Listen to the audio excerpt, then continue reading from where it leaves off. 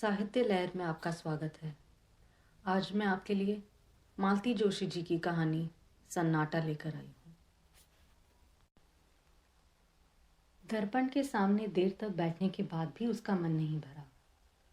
Makeup की हल्की सी परत एक जादू सा कर गई थी और वह अपने ही प्रतिबिंब पर मुग्ध हुई जा रही थी। कौन कहेगा कि वह 50 को छू रही है। उसका कुछ भी तो नहीं बदला है। उम्र के साथ चेहरा थोड़ा भर गया है। बालों में इक्का दुक्का रुपहले तार झलमिला रहे हैं, बस। पर इन बातों ने तो उसके सौंदर्य को गरिमा ही प्रदान की है।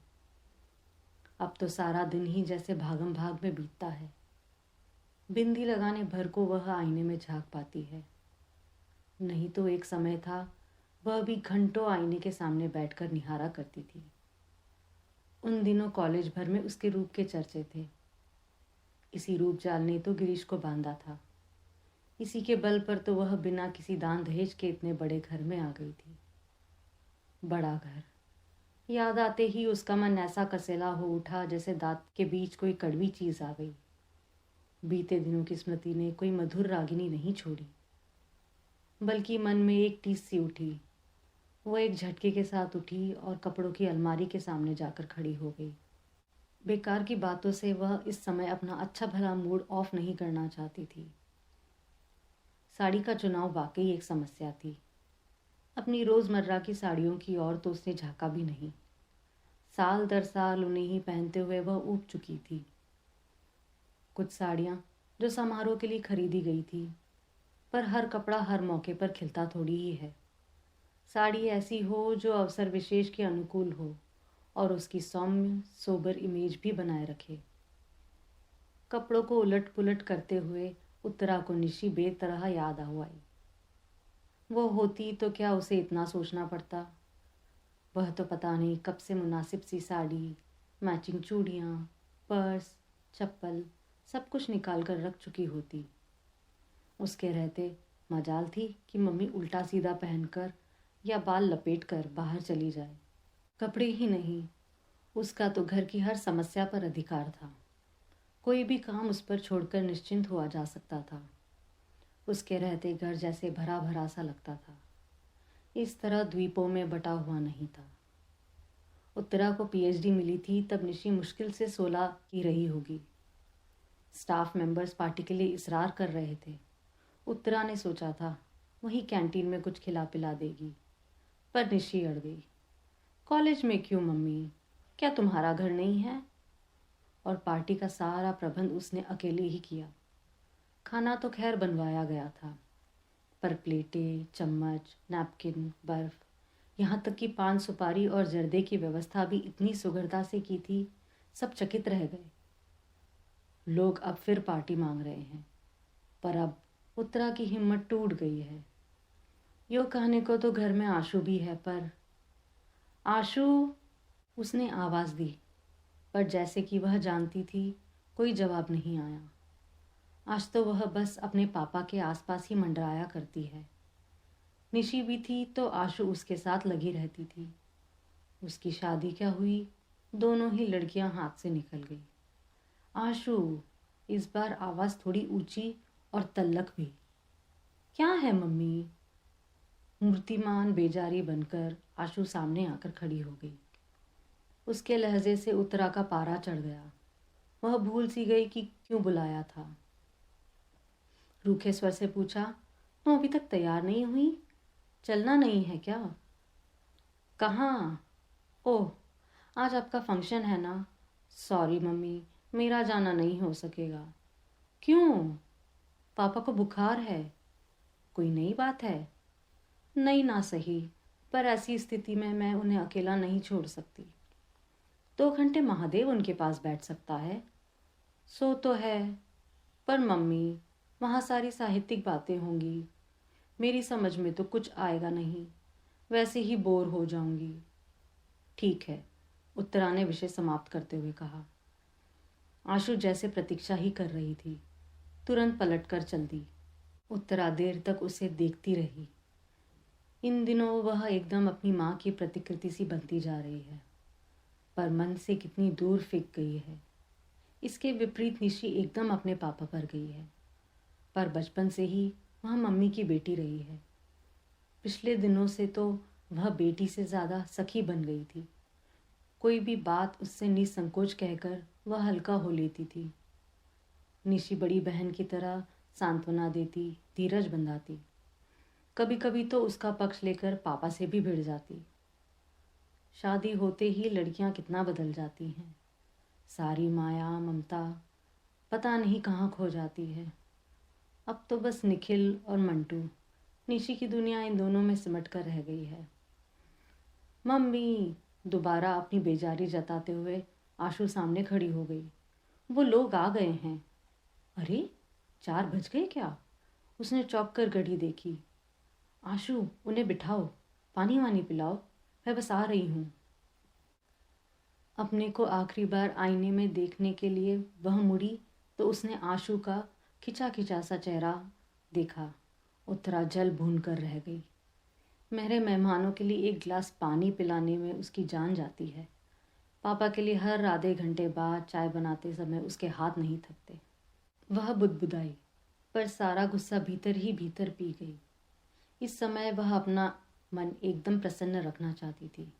हेलो एवरीबॉडी, उसने बड़े खुशनुमा अंदाज में कहते हुए हॉल में प्रवेश किया।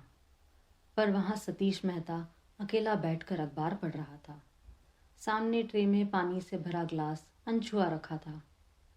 चलो, उसने कहा। By all means madam. कहते हुए वह खड़ा हो गया, पर एकदम ठिठक गया। अंकल नहीं चलेंगे? दरवाजे तक पहुंच गई थी उत्तरा, पर देखा कि सतीश अभी वहीं खड़ा है। नहीं अंकल, नहीं चलेंगे, उनकी तबीयत ठीक नहीं है। स्वर को यथासाध्य तल्लक बनाते हुए उसने कहा। और आशु जी? सतीश ने उत्सुक स्वर से पूछा। नहीं, वह कैसे आ सकती है? उनके पास भी तो कोई होना चाहिए ना। वैसे तो मेरा जाने का भी मुश्किल था, पर अब तुम लोगों ने इतना बड़ा आयोजन कर रखा है। और यह कहते हुए वह खटाखट सीढ़ियाँ उतरकर गाड़ी के पास आकर खड़ी हो गई।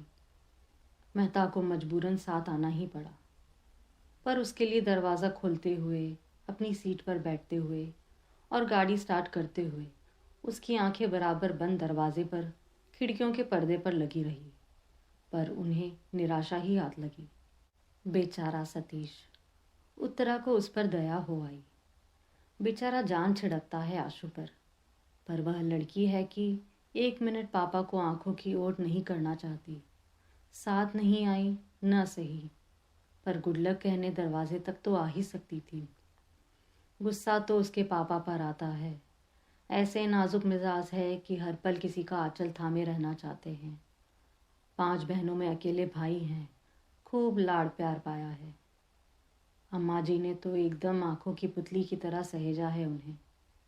तभी तो धरती पर पैर रखते ही उनका दम फूल जाता है। जिस बीमारी का आशु इतना हवा बना रही है, उसकी नब्ज निशी ने खूब पकड़ ली थी। कुछ नहीं मम्मी, यह सब जॉब सिकनेस है, जिम्मेदारी से भागने के बहाने हैं। इन्हें सारे झंझटों से मुक्त दे दीजिए, फिर देखिए इन्हें कुछ नहीं होगा। बात एकदम सही थी।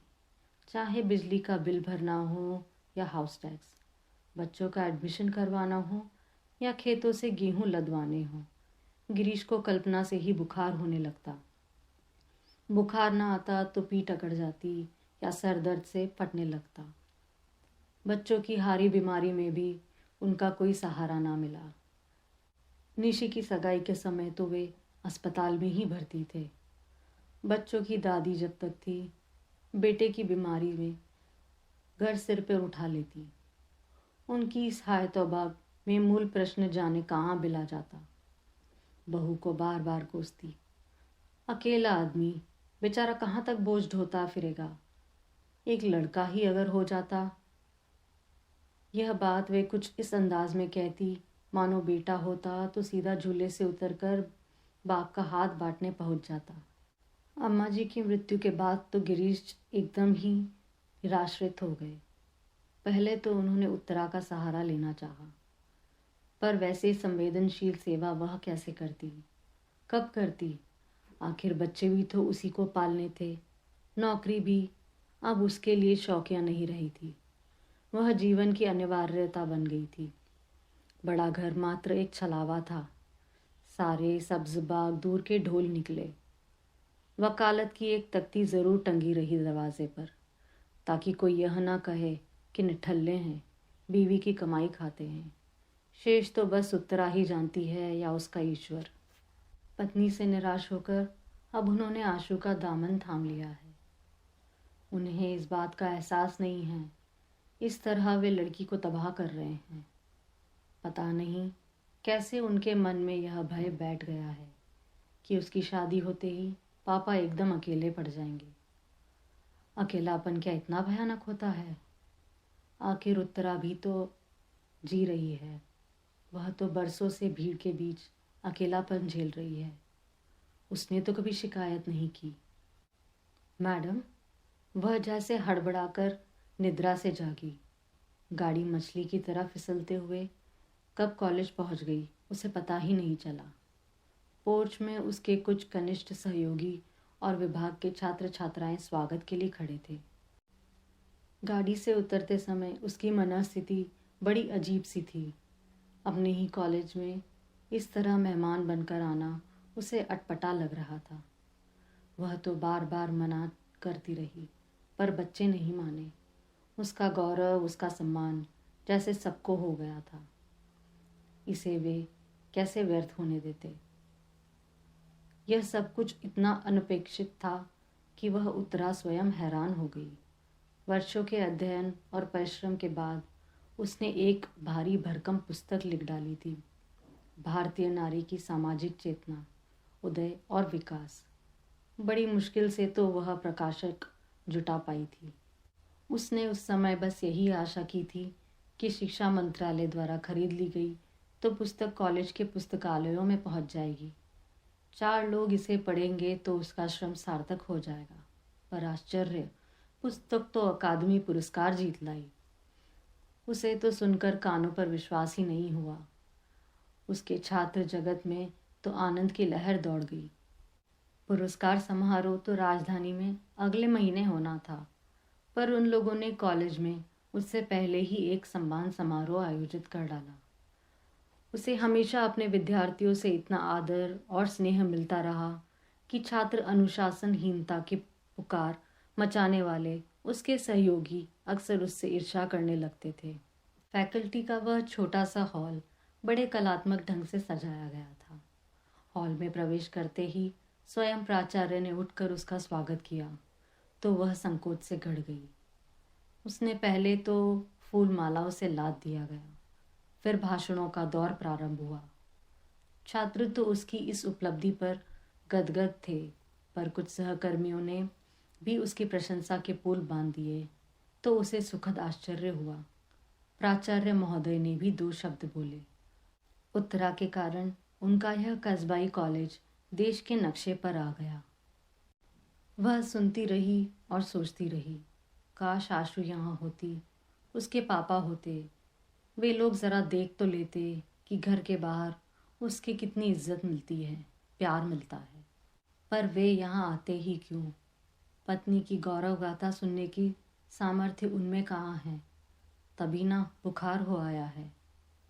उस दिन जब कुछ लोग यह सुसंवाद लेकर घर पहुँचे थे, तब भी तो वे सहज भाव से उसे झेल नहीं पाए।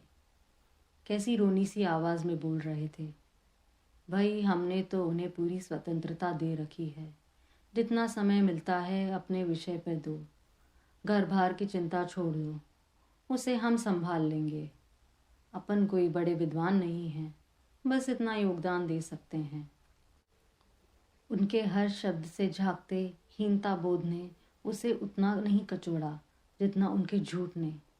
मन हुआ सबके सामने उन्हें बेनकाब कर दूं, बता दे कि वह कितना घर द्वार देखते हैं, पर चुप्पी बनी रही। कभी कभी सुखी गृहस्थी का नाटक भी कितना ज़रूरी हो जाता है। इस समय भी वह प्रसंग याद आते ही उसका मन फुकफुका कर उठा। सम्मान की सारी खुशी, सारा उत्साह ठंडा पड़ गया। रात भर जागकर एक आलेख तैयार किया था, पर बोलने के लिए खड़ी हुई तो एक भी शब्द याद नहीं आया। पहली बार कागज की जरूरत महसूस हुई। सुनने वालों ने समझा भावुक हो जाने के कारण उसकी वाणी अवरुद्ध हो गई है, नहीं तो वह साक्षात सरस्वती है। लौटते समय आधा दर्जन लोग साथ थे। फूल, मालाएं और भेंट सामग्री उन्हीं के हाथ में थी। दरवाज़ा वैसे ही बंद था। चलते समय ना तो किसी ने विदाई किया था, न वहाँ अब कोई स्वागत में खड़ा था।